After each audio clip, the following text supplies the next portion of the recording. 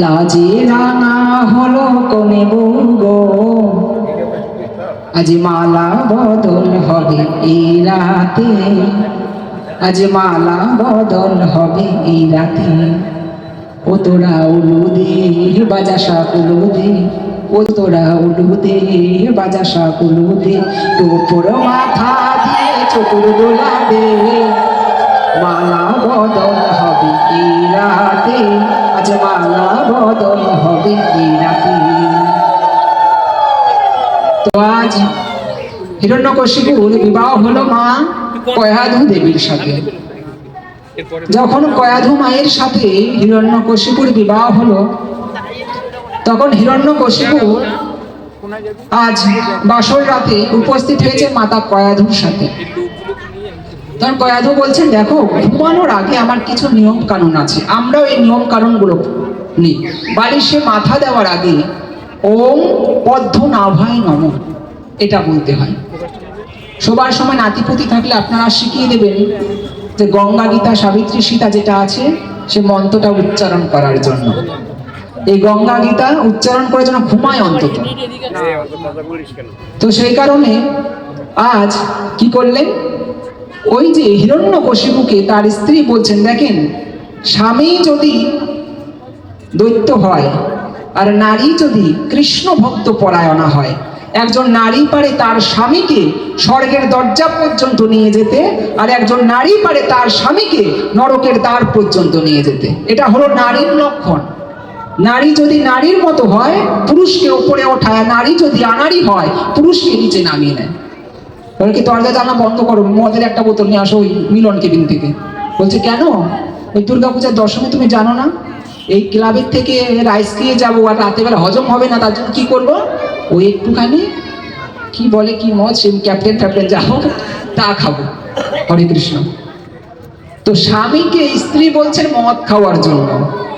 তো সেই স্বামীর গর্ভে, স্ত্রীর গর্ভে যে সন্তান আসবে, সেই সন্তান মরে যাওয়ার পরে মাতাল সন্তান যদি জলপিণ্ড দেয়, আর জলপিণ্ডের জন্য মাতা পিতা কখনো উদ্ধার হতে পারবে নাকি? যে পাতলামি করেছে, আপনি মন্ত্র উচ্চারণ করেছেন ওম, ওম মানে কি, এই ওম আপনি উচ্চারণ করে ওম এর আগে মর্যাদা রাখুন, তারপরে আপনি কোনো ভালো কাজ করবেন, তার আগে নয়। তো স্বামী হওয়া অত সহজ নয়, স্ত্রী হওয়া অত সহজ নয়। বৌমা বলি, বউ বলি, বউ পত্নী বলি, পত্নী যদি পেত্নীর মতো হয়ে যায়, সেই পেত্নীর দ্বারা নরকে যাওয়া হয়। সহধর্মিনী অত সহজ নয়। ধর্মপথে যিনি স্বামীকে সৎপথে ধর্মপথে নিয়ে যায় তাহাকে বলি সহধর্মিনী, আর যিনি ধর্মপথ থেকে স্বামীকে বিরত রাখে তিনি হলো সহপাপিনী। তো কয়াধুমা বলছেন, চিরজীবন তো দৈত্যগিরি করেছ, আজ আমি তোমাকে বলবো যে কেমন ভাবে ভগবানকে আরাধনা করতে হয়। তো বলছেন, দেখো স্বামী তুমি একটু কৃষ্ণ গুণগান করবে, তারপরে আমার পাশে শুতে আসবে, তার আগে নয়। বলছে, দেখ তুমি আজ প্রথম দিন, তাই তোকে বলে দিচ্ছি আমি হলাম দৈত্যকুলের অসুর, তুই আমার মুখে কৃষ্ণ গুণগান করাবি। যার নাই সুর তাহাকে বলে অসুর, অসুর কখনো কৃষ্ণ গুণগান করে না। স্বামী আমি তোমার কাছে কোনো যৌতুক চাইনি, যে আমাকে এক ভরি সোনা দিতে হবে, আমাকে না হলে একটা ফিস দিতে হবে, আলমারি দিতে হবে, কিচ্ছু চাইনি। শুধু আমার সাথে একটু হাতে তালি দিয়ে কৃষ্ণ গুণগান করো, তারপরে আমি আগে ওই বিছানায় শোবো, তার আগে নয়। আচ্ছা তোমার লজ্জা লাগছে মনে হয়, তাহলে আমি দরজাটা আটকে দিই। দরজাটা আটকে দিল। বলছে, না না না আমি করবো না, করবো না। আচ্ছা আটটু লজ্জা লাগছে, তো জানালাটাও আটকে দিল।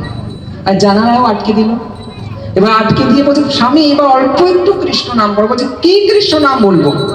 বলছে, আমার সাথে বলো, হরি হরয়ে নম কৃষ্ণ যাদবায়ে নম, যাদবায়ে মাধবায়ে কেশবায়ে নম, গোপাল গোবিন্দ নাম শ্রী মধুসূদন, গিরিধারী গোপীনাথ মদন মোহন। বলছে, অত বড় আমি বলতে পারবো না। তাহলে একবার বলো হরি বল। হরি বল, এটা বলতে তো অসুবিধা নাই, স্ত্রী চাইছে, ঠিক আছে বলেই ফেলি। তো বলছে, ঠিক আছে ঠিক আছে, নাও হরি বল, হরি বল। ওষুধ এই যে হরি বল, হরি আমরাও বলি মা, হরি বল, হরিকে বল, মন প্রাণ সমস্ত খুলে হরিকে বলার নামই হলো হরি বল, হরিকে বলা। তো আজ সেই হিরণ্যকশিপু হরি বলছে, হরি বল, হরি বল। দেখো স্বামী কে স্ত্রী কত সুন্দর কৃষ্ণ গুণগান করছে। যখনই হরি বল বলতে বলতে স্ত্রীকে জড়িয়ে ধরলো, জড়িয়ে ধরার পরে স্ত্রীর গর্ভে আর সন্তান আসলো, সন্তান আসলো। তো সন্তান যখন আসলো, সন্তানে আসার পর আজ 1 দিন 2 দিন 3 দিন যাওয়ার পর 6 মাসের সময় হিরণ্যকশিপুর ভাইয়ের নাম হিরণ্যক্ষ। এই হিরণ্যক্ষকে ভগবান বধ করলেন। আর সে বধ করার জন্য, সে অপরাধের জন্য হিরণ্যকশিপু কি করলেন, যে আমার বদলা নিতে হবে। সেই বদলা নেওয়ার জন্য কি করতে হবে, আমাকে সবার প্রথমে ব্রহ্মাকে ডাকতে হবে। ব্রহ্মা থেকে বর নেব, বর নেওয়ার পরে আমি যে ভগবান আছে তাকে আমি প্রতিহত করব, ভগবানকে মারব। তো আজ মন্দার পর্বতে উঠে গেলেন হিরণ্যকশিপু, আর গিয়ে প্রতিনিয়ত ওম ব্রহ্মদেবায় নমঃ, ওম ব্রহ্মদেবায় নমঃ, ওম ব্রহ্মদেবায় নমঃ। ব্রহ্মাদেবকে ডাকতে ডাকতে ডাকতে ডাকতে বহু বছর পর ব্রহ্মাদেব এসে দর্শন দিলেন। কাকে? ব্রহ্মাদেব এসে দর্শন দিলেন হিরণ্যকশিপুকে। এইদিকে আরেকটা ঘটনা ঘটে গেল। যেহেতু কয়াধু মায়ের গর্ভে সন্তান রয়েছে, তো অসুরের পুত্র অসুর হবে বলে এটা জেনে কয়াধু মায়ের চুল ধরে টানতে টানতে আজ ইন্দ্রদেব স্বর্গের দিকে নিয়ে যাচ্ছে। তখন নারদ মুনি সামনে এসে দাঁড়িয়ে বলছেন, দেখো ইন্দ্র, তোমাকে একটা কথা বলি, নারীকে যার যিনি কেশ স্পর্শ করে, তোমার মনে নেই মহাভারতে কি হয়েছিল? দুঃশাসন দ্রৌপদী এমন চুল টানতে টানতে নিয়ে এসেছিল, অচিরেই ধ্বংসপ্রাপ্ত হয়েছে। যে ব্যক্তি নারীর চুল ধরে টানে প্রহার করে তার অচিরেই ধ্বংসপ্রাপ্ত হয়। তাই নারীর চুল কখনো স্পর্শ করে মারতে নাই, নারীকে মারা কখনো উচিত না, এটা কাপুরুষের ধর্ম। তো তুমি যেহেতু নারীর কেশ স্পর্শ করেছো, তোমার আয়ু ক্ষয় হবে, তুমি অচিরেই তুমি ধ্বংসপ্রাপ্ত হবে। তখন এই কথা শুনে নারদী সঙ্গে সঙ্গে চুলের মুঠি ছেড়ে দিল কয়াধুর ইন্দ্রদেব। তখন ইন্দ্রদেবের শ্রীপাদ পদ্মে পড়ে আজ কান্না করছেন। আর নারদ মুনি বলছেন, ওঠো কয়াধু, তুমি আজ থেকে আমার আশ্রমে থাকবে, কৃষ্ণ গুণগান করবে, হরি গুণগান করবে। আর কৃষ্ণ গুণগান হরি গুণগানের মধ্যে তোমার পুত্র বড় হবে। বলছে আচ্ছা ঠিক আছে। আজ মন্দিরে নিয়ে গেল। আমরা একটা জিনিস লক্ষ্য করি, মাতা পিতার গর্ভে, মায়ের গর্ভে সন্তান আসলে মাতা পিতা অনেক সময় অনেক কিছুকে অ্যাভয়েড করতে হয়, অনেক কিছু বিচার করতে হয়। যখন সন্তান পেটে থাকবে, বাবা কৃষক হিসেবে বীজ বপন করে, আর মাতা হলো মাটির মতো, সেই বীজকে কেমন ভাবে উর্বর করবে, এটা মায়ের ধরন। মাতা পিতা যদি, মা যদি গর্ভে সন্তান নিয়ে কোনো পাপ কাজ করে, সেই ছেলেও হয় পাপী, দুরাত্মা। মাতা পিতা মায়ের গর্ভে যখন সন্তান থাকবে, সেই সন্তান কেমন হবে সম্পূর্ণ নির্ভর করবে মায়ের ওপর। মায়ের স্বভাব, মায়ের গুণ, মায়ের বৈশিষ্ট্য নিয়ে সন্তান তৈরি হয় মায়ের গর্ভে।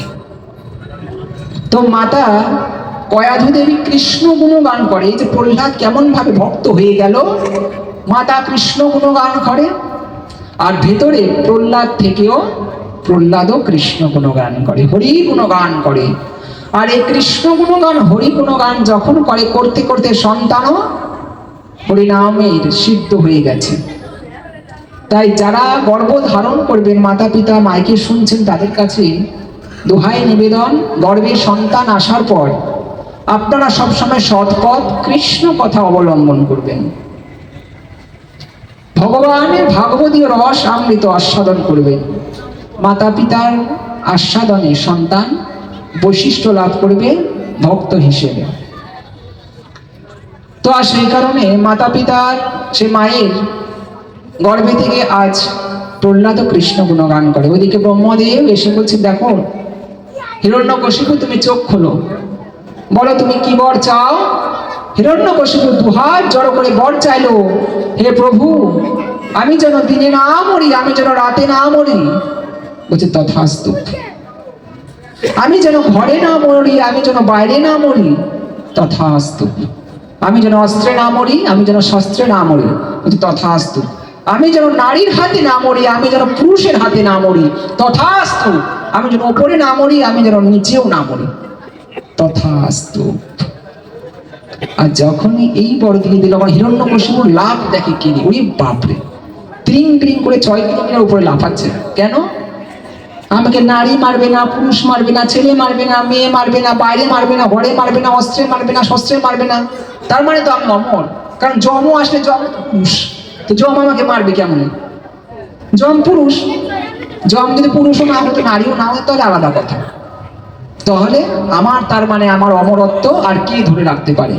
এবার হিরণ্যকশিপুর তাণ্ডব চারিদিকে শুরু হয়ে গেল। হিরণ্যকশিপুর তাণ্ডব শুরু হয়ে গেল। তো ব্রহ্মাদেবকে বলছে, কি গো, তোমাকে বলেছি না যাকে তাকে যেই বর দিও না। বর পাওয়ার পরে গুরুকেই তো ভুলে গেল, এখন দেখো তোমাকে আক্রমণ করতে আসবে। যে আমাকে আক্রমণ যদি করতে আসে, ওর অচিরেই ধ্বংসপ্রাপ্ত হবে। গুরুর উপর দীক্ষা নিয়ে বললাম বিশ্বাস না রাখলে অচিরে শিষ্য ধ্বংস হয়ে যায়। কেমন? ওই বিকটাত্ম অসুর ভস্মাসুর ছিল। সে বিকটাত্ম অসুর শিবের সাধনা করতো, মৃত্যুঞ্জয় যাকে বলে শিব। শিব সাধনা করতে করতে এই অমরত্ব পাবে না যে শিব ঠাকুর। এখন শিব ঠাকুর বেলপাতা দিলে তুষ্ট হয়ে যায়। সব দেব দেবতার থেকেও শিবকে তাড়াতাড়ি সন্তুষ্ট করা যায়। শিবকে মাত্র বেলপাতা দিয়ে অর্পণ করলে শিব তুষ্ট হয়ে যায়। তো শিব ঠাকুরকে আনলেন। শিব ঠাকুরের বলছে, শিব ঠাকুর, এই ঠাকুর আমাকে বর দেন। কিসের বর? অমরত্ব। বলছে ওটা দেব দেবতাদের প্রাইভেট বর। তোকে দেব দেবতাদের প্রাইভেট বর দেবো কেন রে হারামজাদা? বলছে যদি আমাকে তুমি বর নাই দেন তাহলে আমি কিন্তু আর কোনো বর চাই না। বলছে অন্য বর চাই। বলছে আচ্ছা ঠিক আছে, এক কাজ কর, আমি যার মাথায় হাত দেবো সে জন্য তাড়াতাড়ি ধ্বংস হয়ে যায়। ঠিক আছে তথাস্তু, যা। এবং শিব বলেছেন যে যার মাথায় হাত দেবে সেই ধ্বংসপ্রাপ্ত হয়ে যাবে। ওর মনে বাসনা যে যখনই জম আসবে জমের মাথায় আমি হাত দিয়ে দেবো, জমের জন্য আগে ভস্য হয়ে যায়। কারণ জমের মাথায় হাত দিলে জম ভস্য হয়ে যাবে, আর আমাকে আর তো কেউ টানতে পারবে না। আচ্ছা ঠিক আছে। তোমার পাশে নারদ এসে বলে, কি গো এই বর খাটি কিনা আগে দেখো, যাচাই করো, জাস্টিফাই করো। যাচাই করবো কি করে? বলছে মহাদেবের মাথায় গিয়ে আগে হাত দাও, গুরুর মাথায় আগে হাত দাও। বলছে মহাদেব, কারণ নারদ এখানে কেন সুতো বাজাচ্ছে? মহাদেবের আরেক নাম মৃত্যুঞ্জয়। যিনি মৃত্যুকে জয় করে নিয়েছে তিনি হলো মৃত্যুঞ্জয়। মৃত্যুঞ্জয় মাথায় হাত দিলে সে কখনো ভস্ম হবে না। তখনই নারদের মধ্যে সন্দেহ আসবে এই বর মিথ্যা। তোকে মিথ্যা বলে, এটা হাত দে। হাত যখন দিলে দৌড়াচ্ছে, বলছে যে মহাদেব দাঁড়াও। বলছে কেন? বলছে আমি তোমার মাথায় হাত দিয়ে দেখি তো এই বরটা সত্যি কিনা, আগে তুমি ভস্ম হও কিনা। বলছে আরে আরে হারামজাদা, আমি হলাম তোর গুরু। বলছে আগে গুরু দিয়া করবো, বমিনে শুরু আগে বমি করে এখানে গিয়ে। বলছে কি? বলছে হ্যাঁ। এবার মহাদেবও দিয়েছে ছুট, আর তার পিছন পিছন পিছন ওই বিকদৈত্য ভস্মাসুরও দিয়েছে ছুট, যে মহাদেবের মাথায় আগে হাত দেবো। দৌড়াতে দৌড়াতে দৌড়াতে দৌড়াতে মহাদেব ঢুকে গেল গুহার মধ্যে। সেখানে ভগবান ছিল। বলছে আমাকে বাঁচাও। বলছে কেন বাঁচাবো? বলছে আমি ওই ভস্মাসুর আমাকে ভস্ম করে দিই। বলছে কেন? ভয় কিসের? তুমি না মৃত্যুঞ্জয়। তো দেখো আমার মাথায় হাত দেওয়ার জন্য লাফাচ্ছে, তাকে বর দিয়ে দিয়েছি অমরত্বের। বলছে দেখো মহাদেব যাকে তাকে যেমন তেমন বর দিও না। আচ্ছা ঠিক আছে, আমি গিয়ে আগে দেখি এই কেমন ভাবে এই বরটাকে নিয়ন্ত্রণ করা যায়। আজ ভগবান স্বয়ং মোহিনী মূর্তি নিয়ে একটি নারীর রূপ নিয়েছেন। আজ নারীর রূপ নিয়ে সুন্দরভাবে সেজে গেছেন। আর সেজে গিয়ে সুন্দরভাবে গোমটা মাথা পর্যন্ত দিয়েছেন। আর দিয়ে বলছেন দেখো আমি তোমাকে একটা কথা বলি, তুমি কে গো তুমি? তখন বলছে যারা অসুর হয় তারা নারীকে দেখলে আবার বেশি আসক্ত হয়ে যায়। যাদের অসুর ভাব থাকে ভেতরে তাদের নারী দেখলেই পছন্দ হয়। শুধু একটা নয়, 12টা নারী দেখলেও ভালো লাগে শুধু। তো অসুর আর যখনই নারীকে দেখেছে, বলছে কে গো তুমি অমন করে এলে আমার হৃদয় মাঝে। এমন করে এলে তুমি, চেনা চেনা তোমায় লাগে, কে গো তুমি অমন করে এলে আমার হৃদয় মাঝে। আর সুন্দরভাবে মোহিনী রূপ নিয়ে ভগবান বলছেন, গোমটাটা একটু বাড়িয়ে দিয়েছেন। এই যে নারদ, এই যে বিকদৈত্য, তুমি আমাকে বিবাহ করতে চাও? বলছে, অবশ্যই অবশ্যই, হ্যাঁ হ্যাঁ করবো করবো। কি করতে হবে? মেসেজ প্যাসেজ করতে হবে না, আমি যেমন ভাবে নাচবো তেমন ভাবে তুমি নাচতে পারলে আমি অবশ্যই তোমাকে বিবাহ করব, তার আগে নয়। হ্যাঁ অবশ্যই নাচবো, নাচতে আর অসুবিধা নেই, ডিজে বাজে ডিচি ডিচি ডিচি, ওই গানে নাচবো আমরা ভাবছি। আরে সে ডিজে নয় তো কেমন গান? যে আমি যেভাবে ভাবে নাচবো সেমন ভাবে নাচতে হবে। হ্যাঁ বলছি ঠিক আছে। আজ গান শুরু করলেন, সোহাগ চাঁদ সোহাগ চাঁদ বদনী ধ্বনি নাচো তো দেখি, সোহাগ চাঁদ বদনী ধ্বনি নাচো তো দেখি, বালা নাচো তো দেখি, বালা নাচো তো দেখি, বালা নাচো তো দেখি, সোহাগ চাঁদ বদনী ধ্বনি নাচো তো দেখি। এখন যেমন ভাবে ওর মোহিনী ভাবে সুন্দরভাবে নাচছে, আর বিকদৈত্য সুন্দরভাবে নৃত্য করছে। আর এই নৃত্য করতে করতে করতে করতে আজ গোমটা ফেলে দিয়ে মাথায় হাত দিয়ে যখনই নাচছে, অসুর নিজের হাত নিজের মাথায় দিয়ে নিজেই ভস্ম হয়ে গেল। মহাদেবকে গিয়ে বলছে, এই যে মহাদেব, ওকে যা করার করে দিয়েছি, তোমাকে আমি আজ বলে দিলাম যাকে তাকে যেমন তেমন বর দিও না। আজ ব্রহ্মাকে মনে করে দিল, তুমি হিরণ্যকশিপুকে বর দিয়েছো, আমি আর কিছু করতে পারবো না, যাও তোমারটা তুমিই করো। এখন ব্রহ্মা বলছে, দেখো হিরণ্যকশিপুকে তো বর দিয়েই দিয়েছি, তো এইটা অন্তত তুমি অন্তত কিছু করে একটা ম্যানেজ করো। তো হিরণ্যকশিপু নাচতে নাচতে বাড়িতে আসলেন। ওইদিকে কয়াধুমা হিরণ্যকশিপু আসবে জেনে বাড়িতে আসলেন। ভূমিষ্ঠ হলো প্রহ্লাদ, আর প্রহ্লাদ ভূমিষ্ঠ হওয়ার পর আজ জানতে পারলেন ইন্দ্রদেব প্রহ্লাদ যখন গর্ভে ছিল, এই গর্ভ অবস্থায় কি করেছিল, ইন্দ্রদেব চুলের মুঠি টানতে টানতে নিয়ে গেছে। তো যখন যেহেতু টানতে টানতে নিয়ে গেছে, সেহেতু আজ স্বর্গরাজ্য আক্রমণ করব, আর ওই ইন্দ্রদেবকে দেখিয়ে দেবো গায়ে কত পাটা, আমার বইয়ের চুল দ্বারা। আর স্বর্গরাজ্য আক্রমণ করলো আজ হিরণ্যকশিপু। আর যখন এই স্বর্গরাজ্য আক্রমণ করলো, এই স্বর্গরাজ্য আক্রমণ করার পর আজ কোন দেবতা, সমস্ত দেবতারা ভয়ে পালালো। পালালো কোথায়? কোনো দেবতা ছুঁচো হয়ে গেল, কোনো দেবতা ইঁদুর হয়ে গেল, কোনো দেবতা বিড়াল হয়ে গেল, যার যার রূপ নিয়ে পালিয়ে আছে। কারণ এখন আর হিরণ্যকশিপুকে মারা যাবে না। কেন? হিরণ্যকশিপুর অপরাজেয়, তো অপরাজেয় যিনি, তাকে তো মারা যাবে না, আমরা সবাই পুরুষ, আমরা এরা হলো সবাই নারী। তো সেই কারণে নারী পুরুষ তো হিরণ্যকশিপুকে মারবে না, সে অস্ত্রও মরবে না, শস্ত্র মরবে না, সবাই পালিয়ে গেল। নারদ মুনি দৌড়ে কি ভগবানকে বলছেন, এই যে ভগবান তুমিও পালিয়ে যাও। বলছে, আমি পালাবো কোথায়? বলছে, পালাবে তুমি যেখানে পালাও পালাও। তো নারদ গিয়ে আজ স্বয়ং সে শকুন হয়ে উড়ে উড়ে বেড়াচ্ছে। আর ভগবান কি করলো, হিরণ্যকশিপুর বুকে এসে বসে রইল। সমস্ত স্বর্গরাজ্য আক্রমণ করতে এসে গেছে, কোনো দেব দেবতারা নাই, সবাই ভয়ে পালিয়েছে। তো হিরণ্যকশিপু আর 3 দিন পর স্বর্গরাজ্য ছেড়ে আবার চলে আসছে। যে যে দেবতারা ছুঁচো বিড়াল কুকুর ছাগল হয়েছিল, তারা আবার নতুন ভাবে তাদের রূপ নিল। নারদ গিয়ে মনে মনে ভাবছে, আমি তো শকুন হয়েছিলাম, দেখি ভগবান আবার কি হয়েছিল, ভগবান আবার কোনো রকম কোনো খারাপ যায় নাই তো দেখি। তো ভগবানকে গিয়ে বলছে যে ভগবান, আমরা না হয় যে যাই জনে নিয়েছি, আলাদা আলাদা ব্যাপার, তো আপনি আবার কোন জনে নিলেন? তো ভগবান বলছে, দেখো নারদ, আমি কোনো জনি গ্রহণ করি নাই, আমি ছিলাম হিরণ্যকশিপুর বুকে। হিরণ্যকশিপু দৈত্য, যে হয় দৈত্য সে কখনো মাথা নিচু করতে পারে না। ভাগবতী আসরে এসে মাথা এই কারণে হয়, মাথা নোয়াতে ভগবানের কাছে হয়। তো হিরণ্যকশিপু তো অসুর, হিরণ্যকশিপু তো দৈত্য, সে মাথা নোয়াতে পারে না।